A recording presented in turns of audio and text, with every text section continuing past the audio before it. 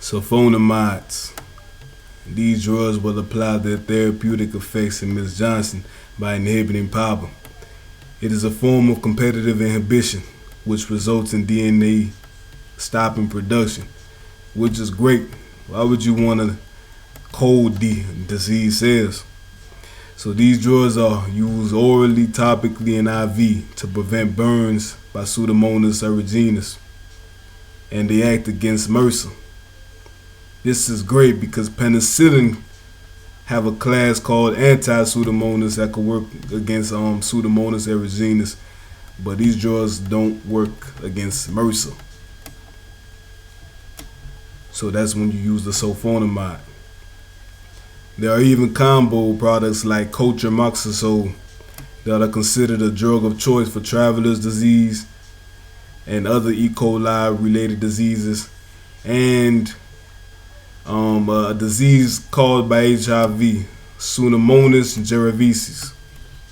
It's all about knowing what disease they have, the bacteria behind the disease, and the side effects of the drugs you're about to give Ms. Johnson.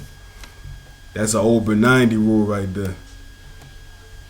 Because when you know what you're talking about, you can talk to the patient like she know what's supposed to go on. You know what I'm saying? So, don't let them sue you because you don't know the side effects. So with sulfonamides, they're a very acidic group, so it's not uncommon for you to want to give Ms. Johnson sodium carbonate along with mefenamide.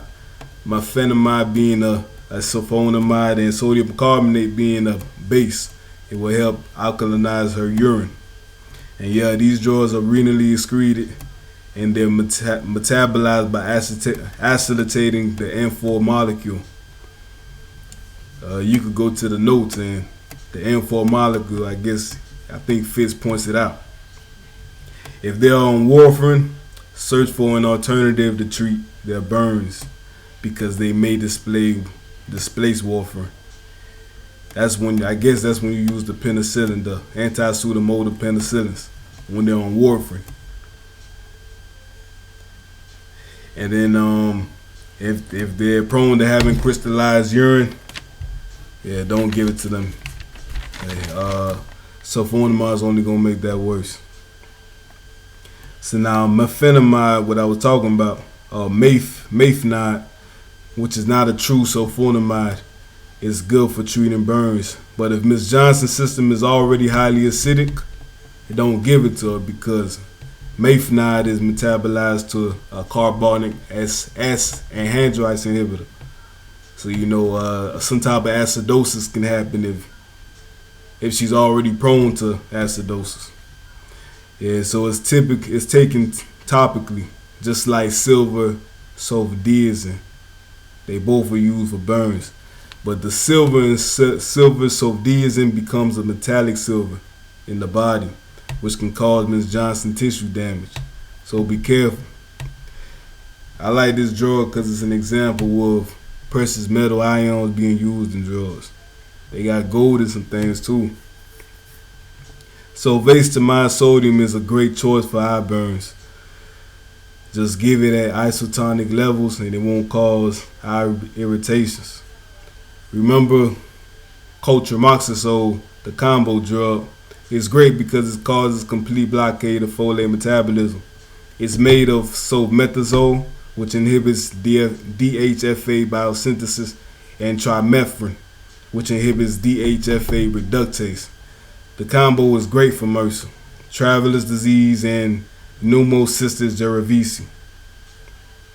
The following side effects you should make aware of and let Ms. Johnson know that, hey, this can happen. So she won't be scared,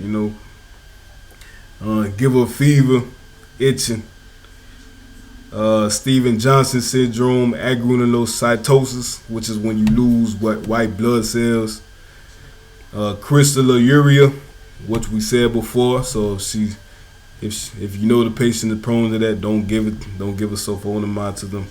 Kernicterus, which won't affect Ms. Johnson, but it can affect an infant. It causes brain damage in an infant.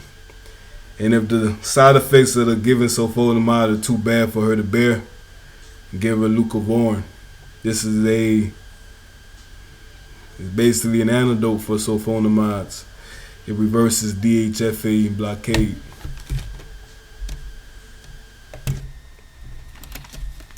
Then there's phenolzopyridine, which is not a sulfonamide, but it was on there. It's more like lidocaine because it's a local anesthetic, so probably used IV. It prevents UTIs, so that's when you would give it to Miss Johnson, and make her aware that her urine might look red. It might look like there's blood in the urine, but that's just a side effect of phenolzopyridine, and that's sulfonamides right there.